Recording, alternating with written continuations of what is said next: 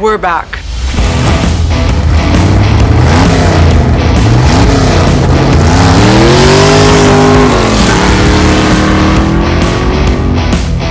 Welcome back to the 1991 Camaro restoration series. So my 91 Camaro is back right here. We're going to be doing a drum to disc brake conversion on it. I'll link the videos that I did in the past right here. And while you're here, please like and subscribe. I think it's safe to say that a project car is never truly done. You know, when people say like, have you finished it? Have you finished it? Well, I didn't know there was like a time frame. You know what I mean? I think it's like an ongoing progression. So there's still a lot of stuff that I want to do on my 91 Camaro. A lot of suspension stuff, adding subframes, sway bars, just, you know, all kinds of stuff that needs to be done on this car until eventually the motor blows and I get to replace it with a big block. The kit that I use is from Leeds and I got it at Summit, and if I could go back and do it over again, I would have done the right stuff. I actually thought I ordered the right stuff, but then I don't know why I didn't. Probably like there was probably a price difference and I just cheaped out. So Leeds was a bit frustrating for many reasons, and we'll see it through the video. All in all, it worked, you know, and I'm very happy with it, but the right stuff has seemingly a more cohesive kit, and it also comes with new e-brake cables, which you really need to get this done right. I still have to put mine on. And the fittings that Leeds sent me were not the right form, so it's like I needed bubble flare and they had sent me inverted. One or the other, you'll see, but it was definitely more complicated than it needed to be. Also, like the instruction manual kind of sucked. Not that you guys read instructions anyways, but I like instruction. You heard me correct. I like instructions, and I like verifying that I received everything that I should have received. And since it had been a year since I ordered this, I wanted to make sure that I didn't lose anything, because I've been moving the box around my house until it eventually made its way to my garage, where it sat for months. I'll be spending some time under this car, so I'm taking all the precautions. Of course, jack stands and tire chucks, and the car is in gear for the time being.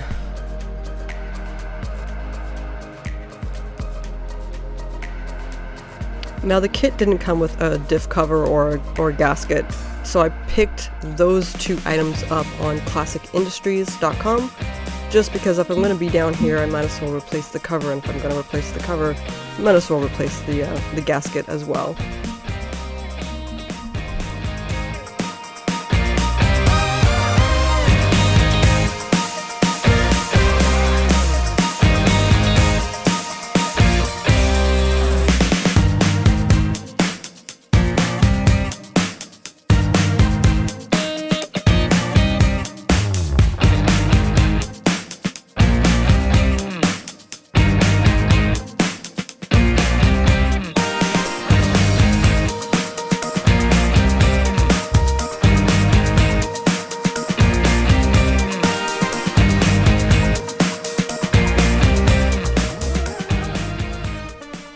And there they are, the drums. I've been looking at these drums since I was a kid, and my dad bought the car.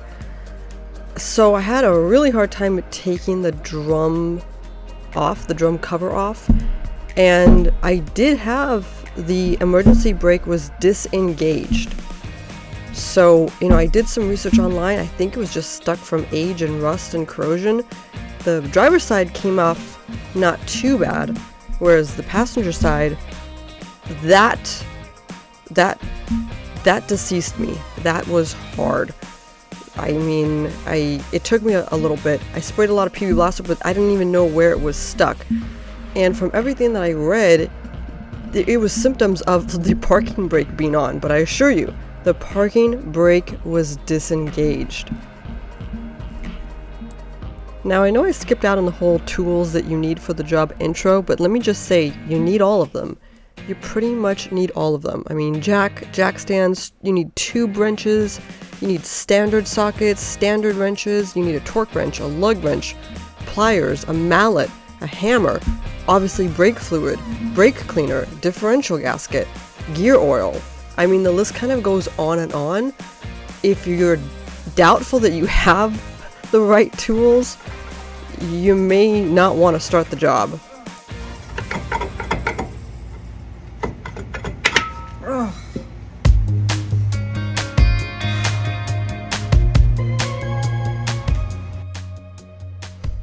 All of these bolts came off easy peasy. Actually, some of them were even loose, I swear. I believe that my dad changed the gear ratio when I was a kid, but I can't really remember, and unfortunately I can't ask him right now. So, it's a mystery. One of those unsolved mysteries. This is the first time I've ever removed a diff cover, and to be honest, it's the first time that I've smelled diff fluid. And I had heard that it smells horrible, and I don't know why, but I like it. It had this like nostalgic scent to it. I don't know why, but I really enjoyed it. And it wasn't, you know, I kind of expected like gears to fall out and, you know, the oil to be filthy. I don't know, I expected the worst. And it wasn't bad. Not bad at all. It was actually satisfying, kind of getting rid of all that old gear oil.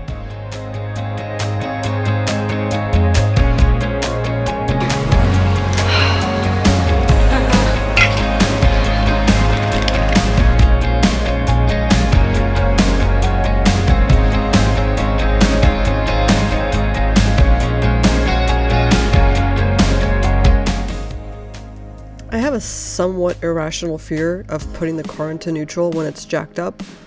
I actually sat in there and I took some deep breaths before I did, but you have to put the car in neutral in order to rotate the gears so that you have access to the retaining bolt. So there's this retaining bolt that holds the center shaft in place, and you have to slide that out of the way. Some people say that you have to remove it, and I found that I could just kind of slide it out of the way and still gain access to the center shaft.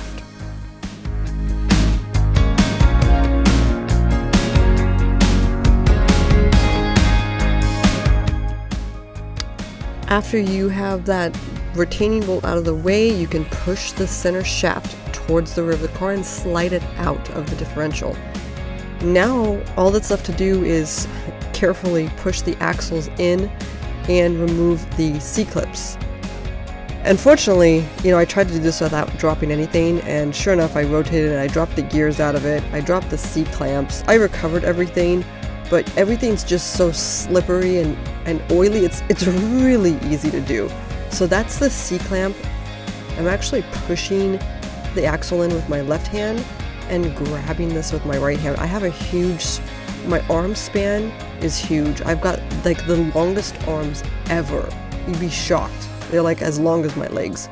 Anyways, I got the C-clamp out, take them out on both sides, and then you can carefully remove the axles out of the axle housing. With the axles removed and set aside somewhere safe, you've got to get the whole drum housings off. The first thing that you need to do is disconnect the parking brake cable from the brake lever and the backing plate. And then you basically have to remove the parking brake from the drums, and that was really, really difficult. I'm sure that there was some special tool that I just didn't have that would have made it a lot easier, but that was a sucker of a job, let me tell you.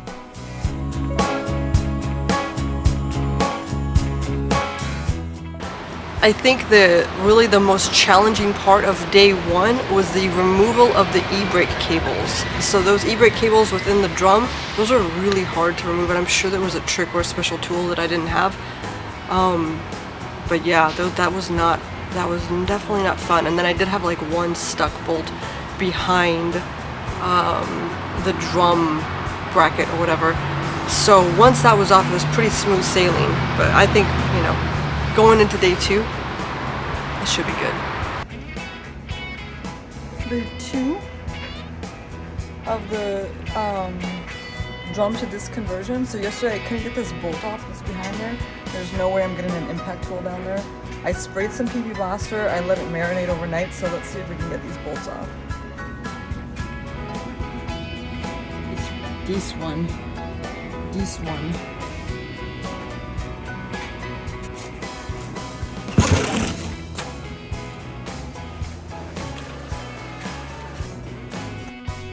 I don't believe that my dad ever changed the drum brakes all in the however many years he owned this car. There was one bolt that was quite stuck. I sprayed the PP Blaster overnight. I banged it a bunch of times and it eventually did come off, but that was like the only hiccup up until well, what's soon to come.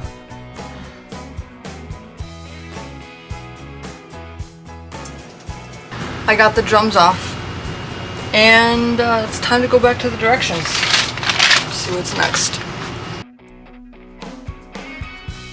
So I did inspect the condition of the axle bearings and the seals. They seemed like they were fine.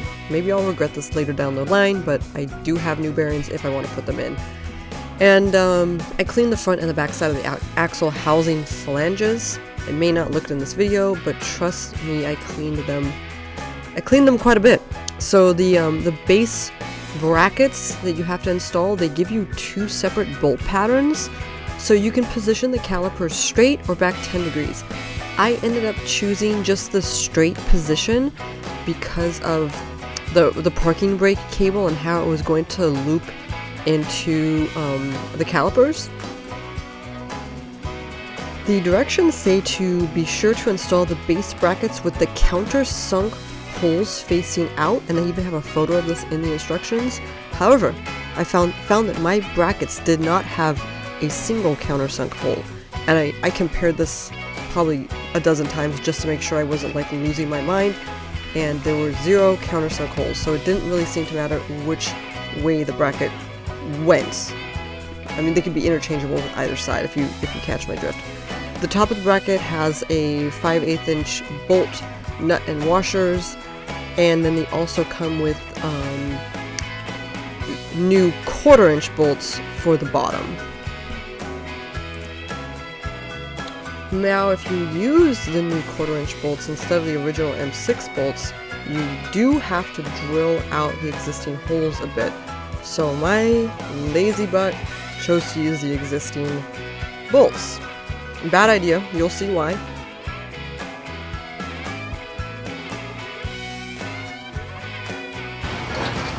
In case you're wondering, the washer, the little washer goes between these things. It sandwiches between, so I put it between. That's on both of them.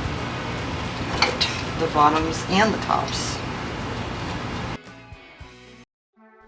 I want to state for the record that the torque specs for the bolts are 10 foot-pounds, and that is what I set my wrench to. But bad things can happen, and they did. It took the head right off. It took the head of the bolt right off. I stood there in disbelief. I couldn't believe it. And I couldn't pull the screw through the other side, or the bolt through the other side. It was too late for that. Yeah, sure, I'll take a burrito.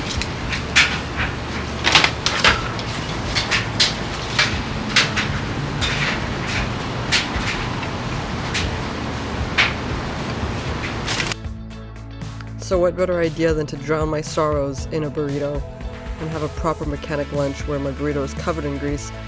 I pulled out my bolt extractor. Unfortunately, with the bolt extractor, you have to drill a small hole in the bad bolt in order to get the extractor to catch.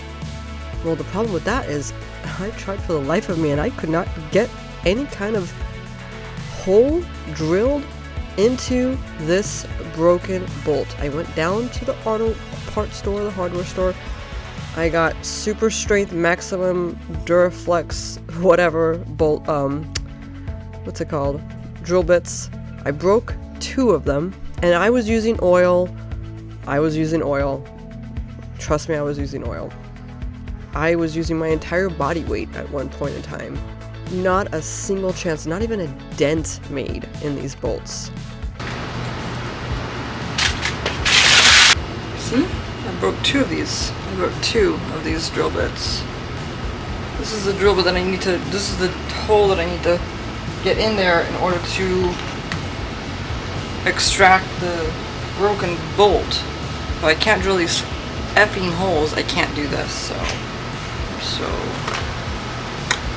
over this. So over it.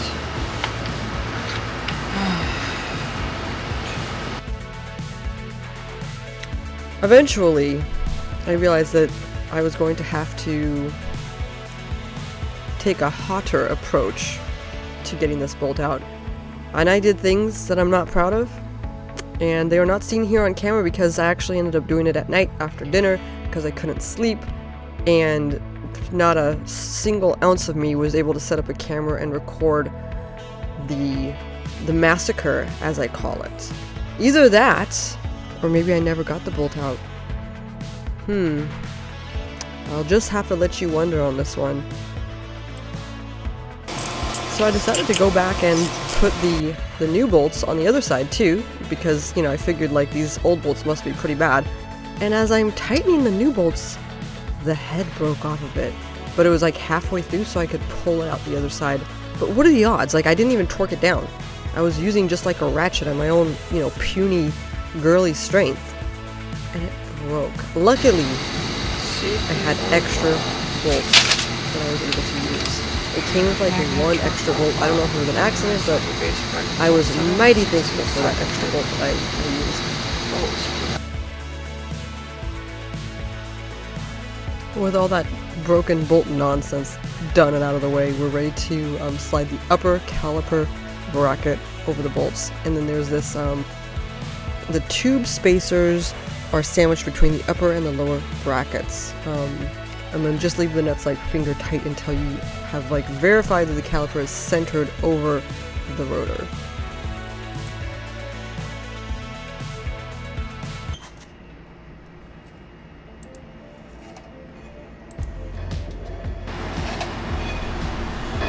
Ever so gently get those axles back into place. Try not to hit those bearings or the seals. And then once you kind of get it into place, you may have to turn the gears to get them to like push in all the way. And once you do that, you can start reassembling your diff. So you can add your C-clamps back in, your center shaft, your little retaining pin, and the fun part is filling that diff back up. By the way, a big tip for adding these axles back in is to squeeze your butt. I apparently, while editing this video, found that I was squeezing my butt mighty hard, so I must have really been concentrating on not hurting my bearings or my seals. Ever so gently, there it goes. Like magic.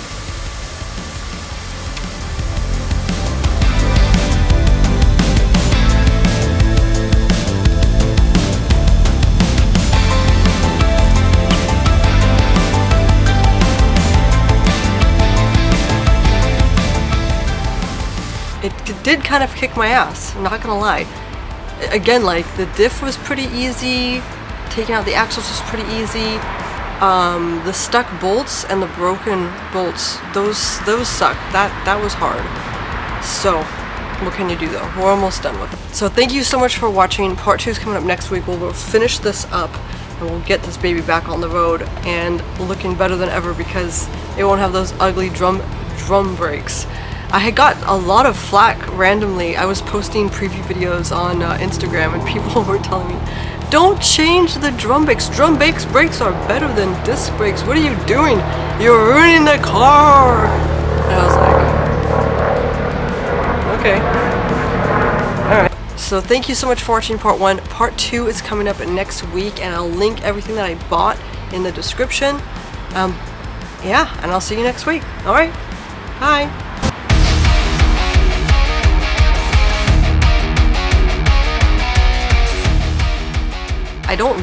I didn't for the longest time like brake jobs because I was always worried I was going to have to bleed the brakes. And really, most brake jobs you do have to bleed the brakes, but when I was a kid growing up, I don't know why, but my dad had the hardest, worst time bleeding the brakes. I mean, it was like a week-long process, no joke. And it involved my mom, it involved me, you know, it involved even my sister. I think she'd have to like sit in the passenger seat and wait. But it's, as I grew up and I read about bleeding the brakes and then I thought about how my dad used to do it as a kid, I don't know what he was doing. Because like, I'm able to bleed brakes alone with like the little bottle and, you know, one-man bleed brake method. When I was a kid, I remember my dad would have my mom sit in the car and he'd obviously sit and monitor the brake fluids or whatever. And, you know, he'd yell at my mom, stop on it, step on it, step on it, step on it, stop, stop, stop, god damn it, stop, stop, pump it, pump it, pump it. And you just hear my mom like, I don't know what was going on, right? So she'd be pumping it, I would be looking at the master cylinder, my dad would be over there monitoring the fluids coming out of the caliper.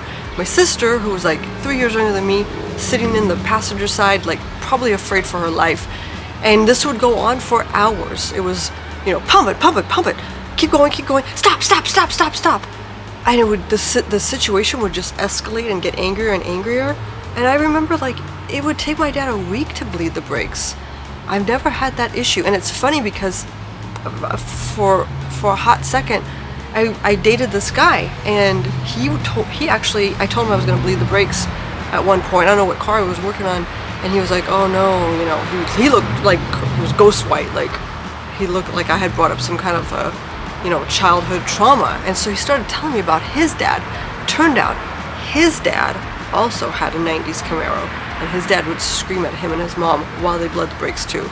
So it was kind of cool. I met someone that had like that post-traumatic stress PTSD disorder. Anyways, yeah, it was pretty wild. That wasn't like, my dad would get mad a lot. I've never gotten mad at anybody bleeding the brakes, and I actually prefer to bleed them alone. Every time somebody has offered or insisted upon their assistance, it's never done right, because I love doing projects alone. It allows me to like focus and concentrate and take in what I'm doing, and there's no distractions, and if I mess up, it's completely my fault. I can't blame anybody. It's just better that way. But obviously there's some times that things are too heavy or too stuck and I need help, and I'm always grateful for the help, don't get me wrong. But yeah, bleeding the brakes, easy peasy when you're alone and you have a little brake bleeding bottle. Alright, that's enough of that nonsense. Thank you so much. See you next week. Bye.